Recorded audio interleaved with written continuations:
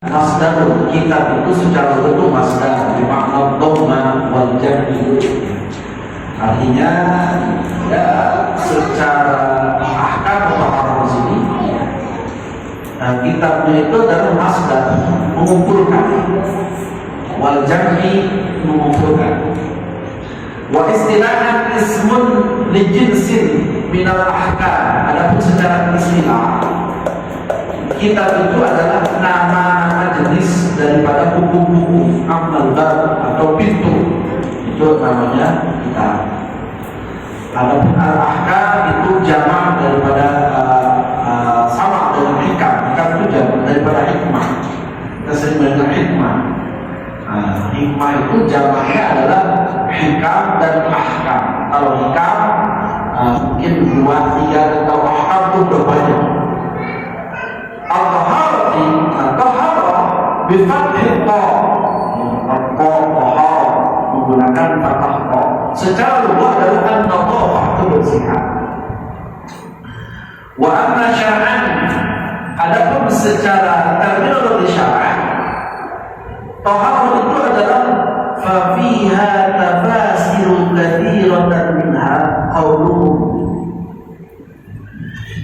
yakni melakukan sesuatu yang bisa menjadikan apa? Ya, biluma mustabahu bihi shalat, ayat wudu, wa muslim, wa tayammumi, wa izalati najasatin.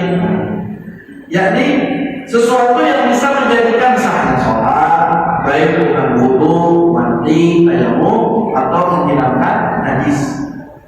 Amma taharatu bid-dhammi, adapun taharah dan amma taharatu bid-dhammi faslun li baqiyatil ma' wa lamma kana ma'u alatan lit-taharah.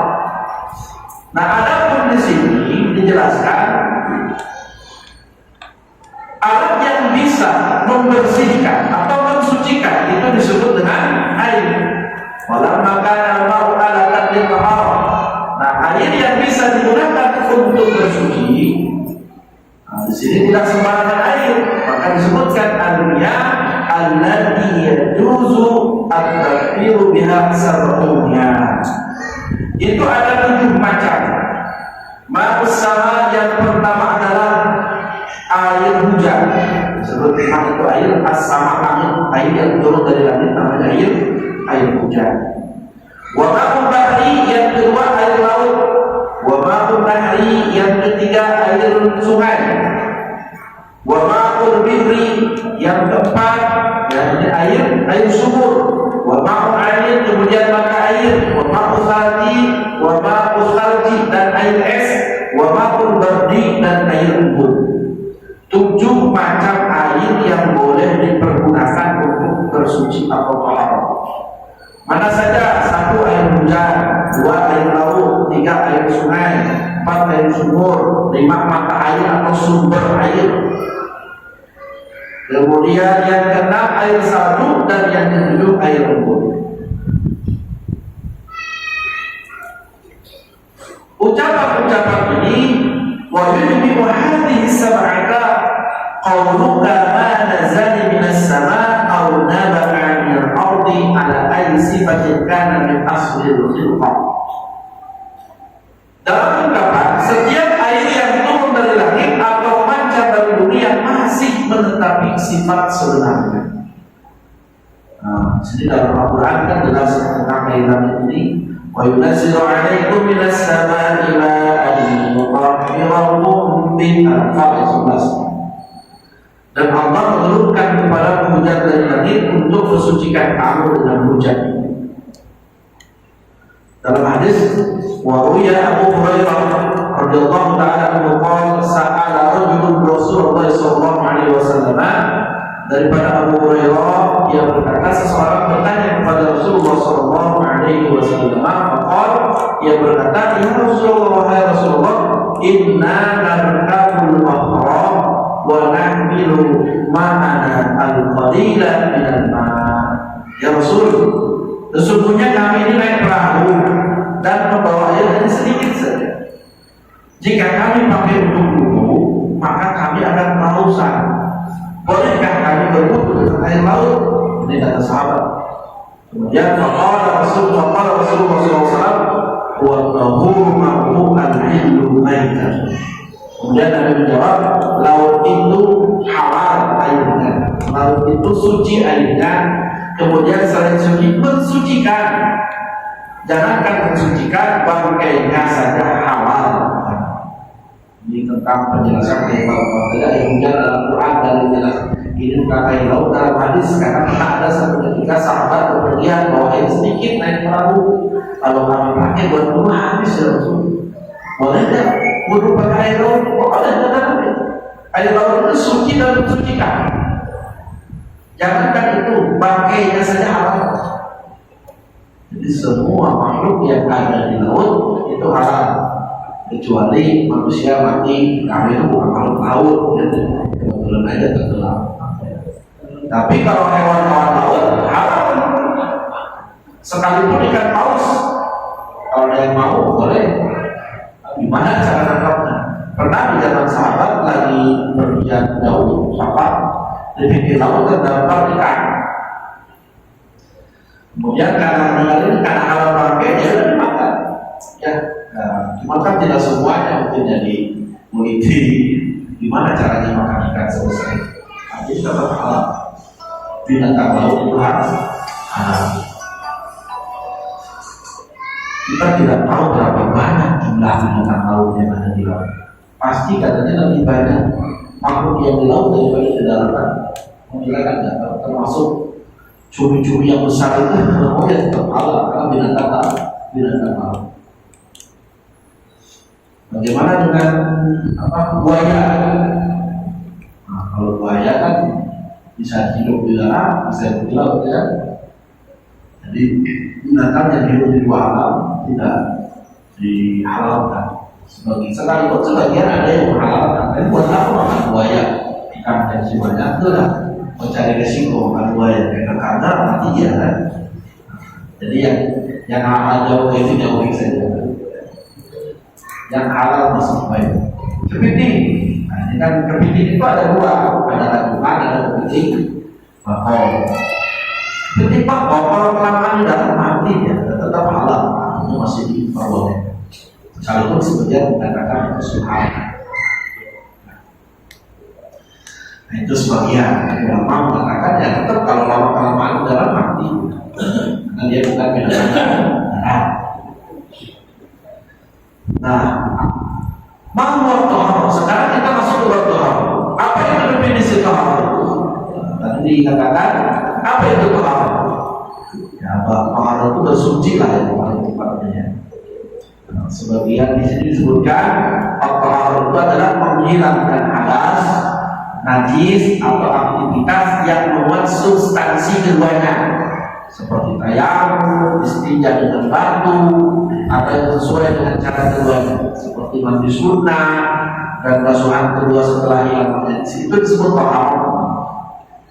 Dan semua umat muslim yang mukallaf wajib tahu tata cara tohar, termasuk mandi besar, mandi sunnah, ya berwudu, bertayamum, itu kan bagian daripada tohar.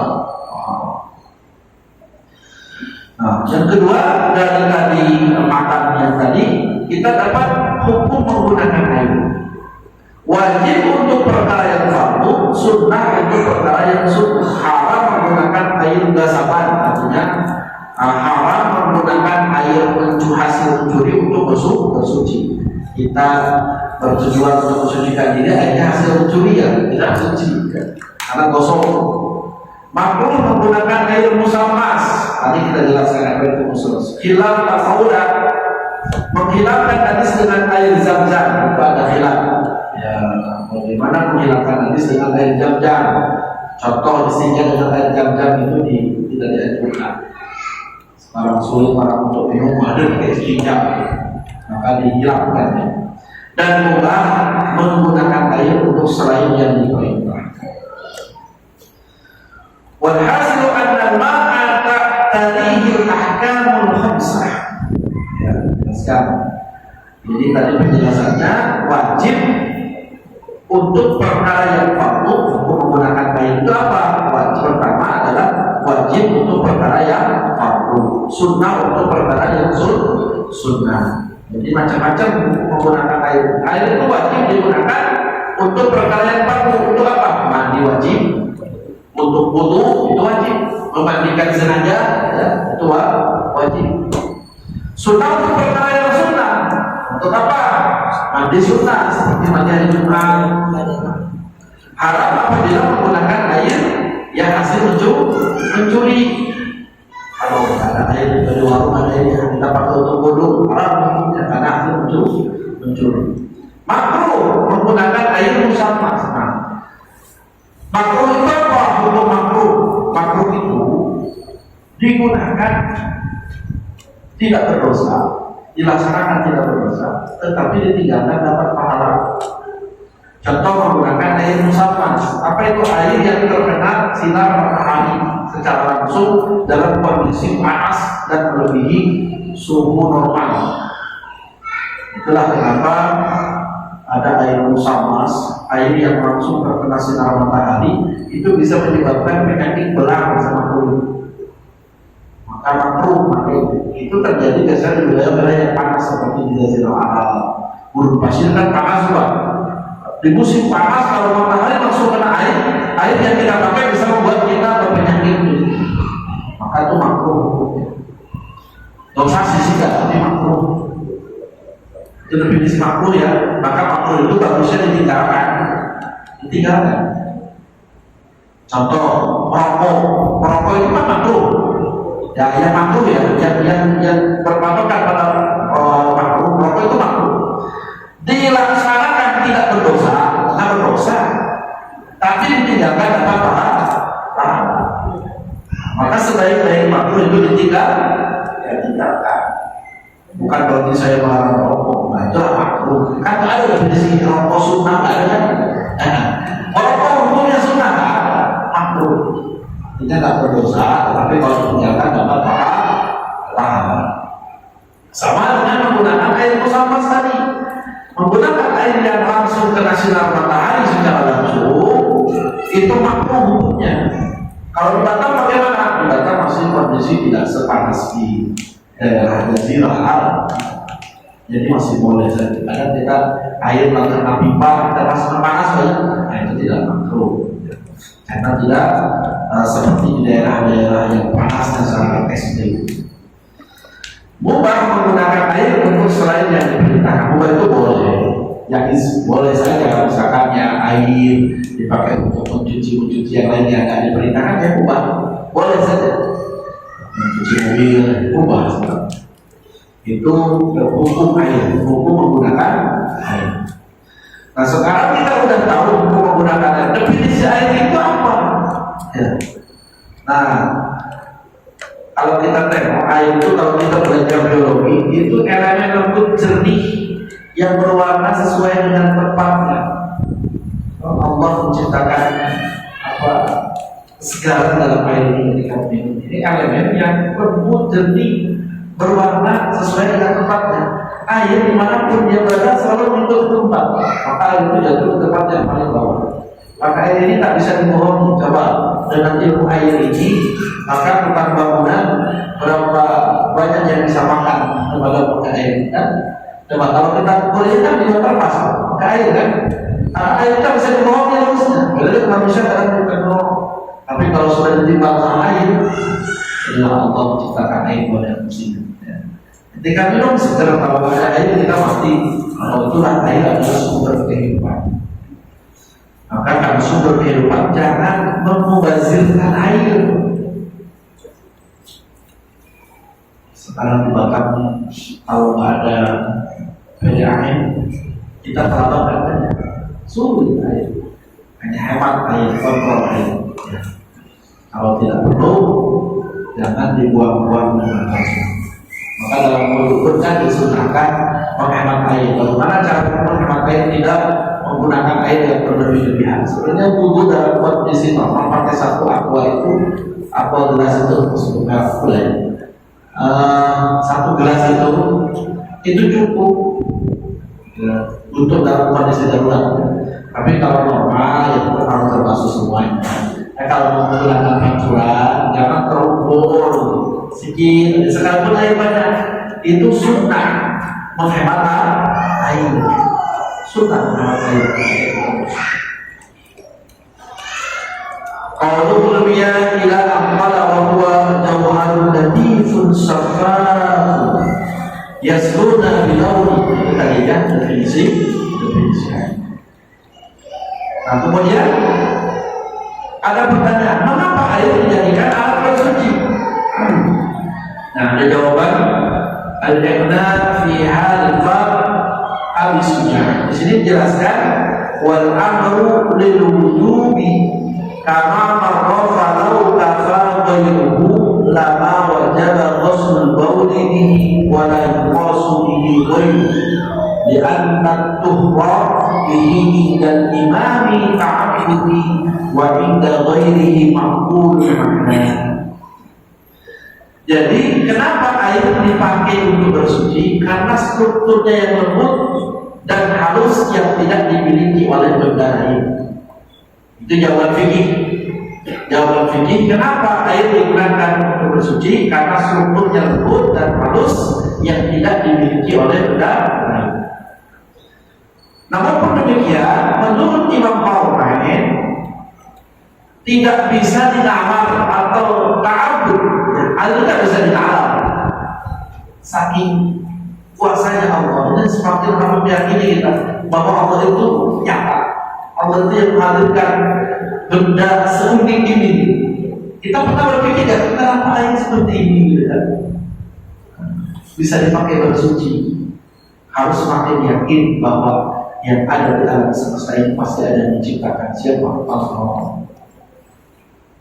Allah sudah kasih semua perangkat. Nah, ala ayyi sifatin kana min asli khalqi. Kondisi air yang masih menetap di sifat sebenarnya yang meliputi rasa seperti tawar atau asin, warna seperti putih atau aroma seperti bau enak. Jadi air itu yang bisa dipakai untuk bersuci, tengok ya maksudnya. Rasanya, warnanya, baunya. Ya. Kalau sudah ada yang berubah salah satunya, apalagi air itu sedikit, maka disebut air najis. Air itu tidak boleh digunakan untuk bersuci. Sebenarnya ada arba'ati aqsam. Adapun air terbagi menjadi 4 bagian. Tahirun mutahhirun, yang pertama air suci yang mensucikan. Boleh makruh tanpa makruh istimaluhu di dalam menggunakannya. Wa huwa ma'un mutlaq, itu adalah air mutlak. Wa tadi ada punya kedua, tahirun mutahhirun makruhun, air yang suci mensucikan tapi makruh istimaluhu menggunakannya. Wa huwa ma'ul musammas, dia adalah air musammas. Air itu terbagi menjadi 4. Yang pertama ada yang disebut dengan air mutlak, ya, yakni suci dan mensucikan. Yang kedua, air yang terkena sinar matahari yang dipanaskan terik matahari pada daerah beriklim panas, ya, di dalam bejana yang terbuat dari logam, misalnya emas dan perak dan sama. Tapi kalau air itu disimpan di atas perak dan emas, sekalipun di dalam kondisi panas yang ekstrim tidak bisa. Itulah hikmahnya Allah menciptakan. Kenapa emas mahal ya, kenapa perak mahal? Ternyata air disimpan di emas tidak akan jadi penyakit sekalipun disinari oleh matahari secara langsung. Itu diantara hikmah emas, bukan hanya perhiasan kasir. Cuma masa iya orang punya bicara dari emas? Kayak tadi dia, ya. Emas itu sangat mahal, memang dalam kondisi tertentu banyak fungsinya. Kemudian yang ketiga, ada air itu mensuci, suci, tetapi tidak mensucikan. Apa itu disebut air mustahkam. Dan ada yang keempat, air najis. Satu, apa itu air keempat? Bisa ya? Dengan amin, waktu yang sudah Isa. Tapi insya Allah kita bahas 2 minggu yang akan datang tentang macam-macam air tadi. Ya, air yang boleh digunakan untuk bersuci. Catat barangkali saya lupa ya. Catat minggu depan adalah pembahasan pembagian air. Mudah-mudahan Allah memberikan kesehatan dan umur yang panjang. Semua pada Allah yang mulia. Allah ma'alaihi salawat al-Fatihah.